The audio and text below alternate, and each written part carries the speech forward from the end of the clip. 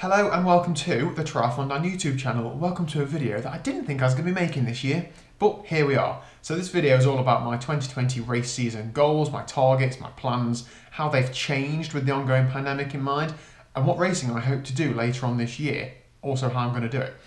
So if I wind the clock back a bit, beginning this year, all systems go focused towards Ironman Wales, and to an extent they sort of still are. The event is still going ahead. It's scheduled in for the beginning of September, so at the minute it's still planned to go ahead, but me, like many others, just have doubt about any events later this year. But I'm still training with that in mind, because if it does go ahead, I need to be ready.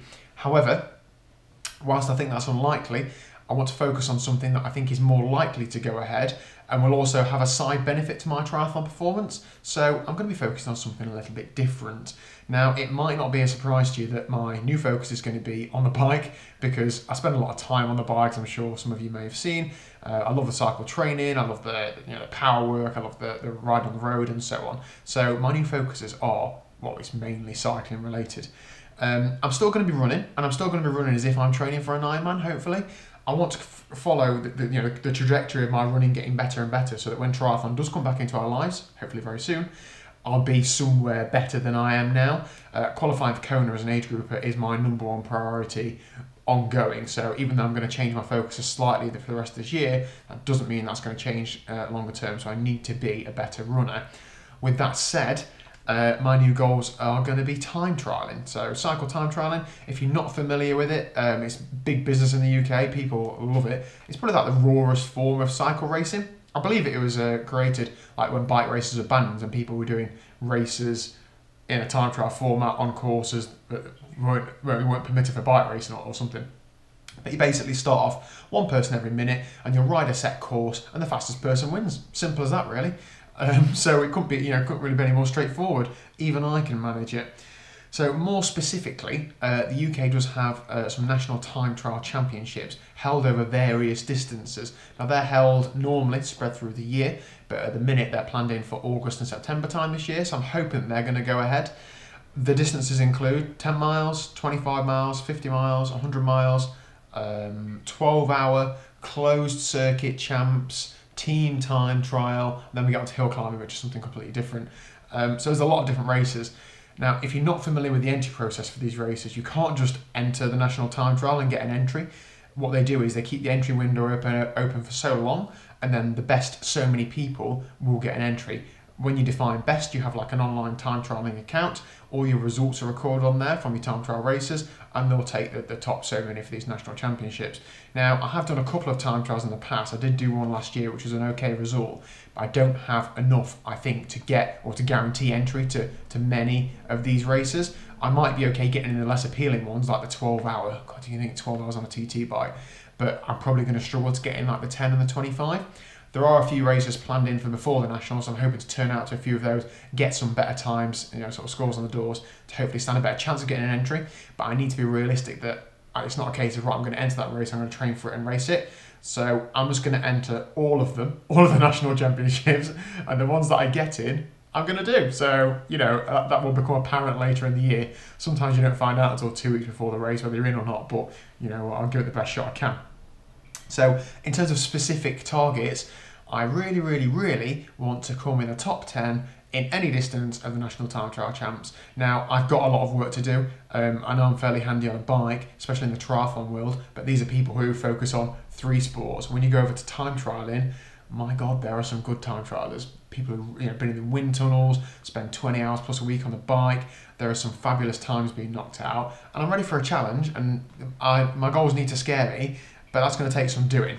So how am I going to do that? Now, I don't really have any more time on my hands because I'm still going to be running, so I need to make my training as efficient as possible. So that's where a gentleman called James comes in. Now, James runs a company called Ride Harder.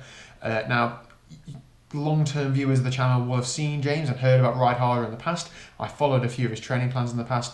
James is a bike fitter. He's a Training Peaks Level 2 coach. He's an accomplished time trialer. He's an Ironman, all-round good guy. But I'm basically going to him for some one-to-one cycle coaching so that I can really focus my efforts on time trialing.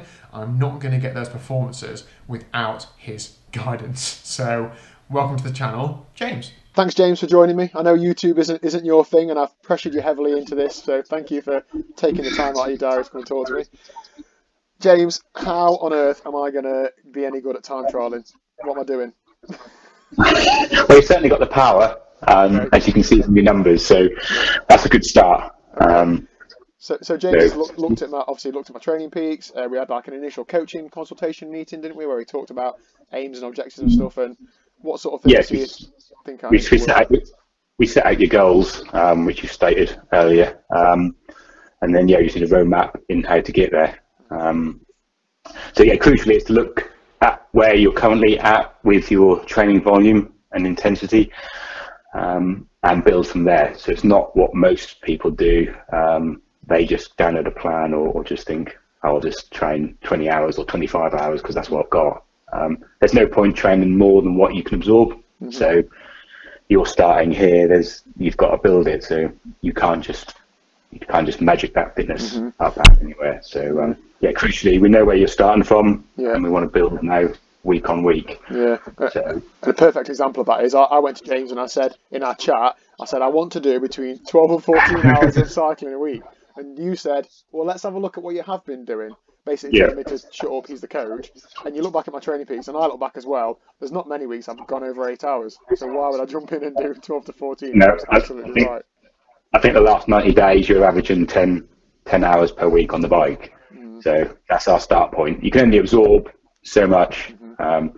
Just riding 6-7 hours a day isn't going to turn you into a pro. Just yet, anyway. Yeah. Maybe soon. Okay, so I mean, my training over the last few months has been a little bit haphazard. I'm sure you've seen a bit of structured training, a bit of Zwift racing, a bit here, there, and everywhere. And my numbers have been okay, but how is that going to change over the next few months? Have I got to be more strict myself? Have I got to do more? So the good thing, looking back, you do quite a bit of zone 2. So that's the staple of any training plan. We do need to check your zones to make sure they are correct, because it seems like you're panting a bit heavy. Zone 2 should just be able to talk without being out of breath, so we need to do some checks there. Maybe I'll talk to you. But the big thing are the intervals are going to be optimized, so they're going to be what you need in your power curve, what you're lacking. So that's going to be crucial. They're going to be specific wattage, so we're going to be using WKO5 to analyze them and eye levels to see. Rather than traditional zones, so there'll be a lot more tighter range to work within. And then the other aspect is obviously position work. We're going to need to do quite a bit with. You haven't done much up till now, but you've just got your TT bike out. I think I saw at the weekend on the channel. And you're looking to set the watt bike up in a similar position with the saddle and the bars. So just start introducing periods in that position, because there's no point having this huge power if you can't optimize it in an aero position. So it'll just be seeing how much you can handle, really. The first few weeks is going to be really learning what you can handle, check your zones, and just start building week on week from there. So we're looking for about 16-week initial plan to get us to hopefully some sort of events. But that's my first thinking at the moment when I've had a little look. Okay, so how's the training going to differ from Ironman training, do you think, in terms of bike training, or is it similar?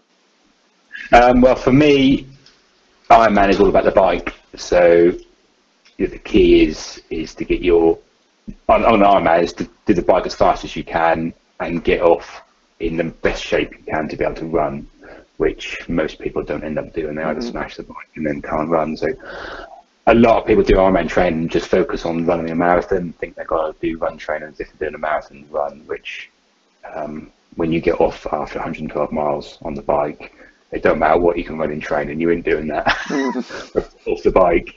So for me, it's about building the timing position and the strength on the bike to be able to run. So you will still be doing running. We'll do some stuff off the bike to be able to run off it, but less focused on that. Your runs will be more taking over to start with, obviously until we know what's going to happen with the events. So explain TTE to me then. You talked to me about I need to work on TTE. What on earth is TTE? WKO5 metric time to exhaustion. So everybody's got an FTP number, But the problem with it a lot of the times is it's artificially inflated for many. So people end up just getting good at doing a 20-minute test. It doesn't mean that FTP is actually 95% of that. They're just good at putting power out for 20 minutes, which it basically uses some anaerobic contribution rather than just a purely aerobic.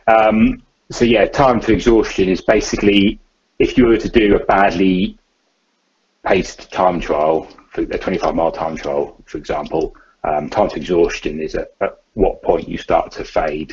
So I think yours was 30 something minutes at the minute. So we need to push. That's longer than I thought. So yeah, that's saying you can hold your FTP for 30 minutes or 33 minutes or whatever it was. Even though you can hold it a bit longer, you're starting to use other factors to generate that power rather than just pure aerobic power. So first phase is to extend the time that you can hold, not necessarily threshold, just below it. So you're trying to push it out, move the curve to the right, they call it. So we can show some slides which probably explain that a little bit better in either this video or another video. Okay. For your viewers. I know you've only spent a bit of time looking at my power and stuff. Out of all the events, I know I've reeled off a list of distances that I've potentially been racing. Is there any that you think stand out as that would be my stronger suit, or do you think it's just a case of training for the relevant one? With that power, I'd probably say a 25-mile one would be a good middle ground to start until you see how aerobically fit you are. I wouldn't like to say the long stuff, because that's what's going to be a limiting factor on the long stuff is how good your aerobic engine is. So that's where your zone 2 comes in, and that takes longer to build. So initially, if you want to get quick, the easiest thing to do is 10-mile time trials. If you want to be fast at something, the shorter the distance, the easier and the quicker it is to be fast at those. But it's also the position on the bike is the key, because just because you can do 400 watts, if you're like a house brick, then you still ain't really very fast. So there's a lot to work on, isn't there? Yeah. Okay, great. Well, thanks for that little overview, James. Now, James is going to be joining us on this journey to hopefully time trial success. So we're going to be sharing various. I'm an entrepreneur. Yeah, I'm that. We're going to be sharing various training tips throughout. Might pick out the odd session that we share out with you guys or something. If you guys have got any questions about any sort of, coaching work, drop them down below. James is happy to answer absolutely any questions, any hour of the day, aren't you, James? Yep. Just tag me and. If you've got any questions, please do fire away. So here goes. Thanks in advance, James. I'm certainly ready to put the hard work in. I hope you're ready to put up with me for the next. Yeah, no problem. I'm looking forward to the challenge. So there we go. Thanks for that, James. Now, I've not been coached for the last couple of years. It's a big step, putting your training, your trust in somebody, isn't it? When you focus so hard on a sport, your performance matters so much, to place that in somebody else's control, it's very difficult, but I feel very comfortable doing it. I've known James a long time. What I would like you to do is please do check out his website down below. He doesn't plug himself and try and flog his services. He probably should do. But look at his website, have a look around. He's just spent a lot of money on a swanky new website, basically. So have a quick look around it. I'm sure he'd appreciate that. Now, I'm going to try and absolutely squeeze as much as I can out of James. Great coach, very knowledgeable. But let me know what you want to know. Do you want just general training tips? Do you want me to pick out the odd session and sort of like dig deep into it and get him to talk about the specific benefits from it? I'm not really sure, so let me know down below. I also want to know, what are you guys focusing on? Now we've not got any triathlons for the foreseeable future. Are you focusing on a specific part of your triathlon training? Are you perhaps trying a different sport? Are you perhaps giving up triathlon completely? Let me know down below. But I, for one, I'm really looking forward to getting stuck into the time trial training, and then hopefully later this year, getting stuck into some TT races. And really, hopefully, there's a lot of hope in this, isn't there? Getting on the start line of some of the national TT championships in the UK. So I don't know what distances yet, as I've said, but either way, I've given it absolutely the beans, and let's try and work towards that top 10. So thanks very much for watching. Really appreciate it. If you haven't already, smash that like and subscribe button down below. I'll see you in the next video. Hope you're all fitting well. Laters.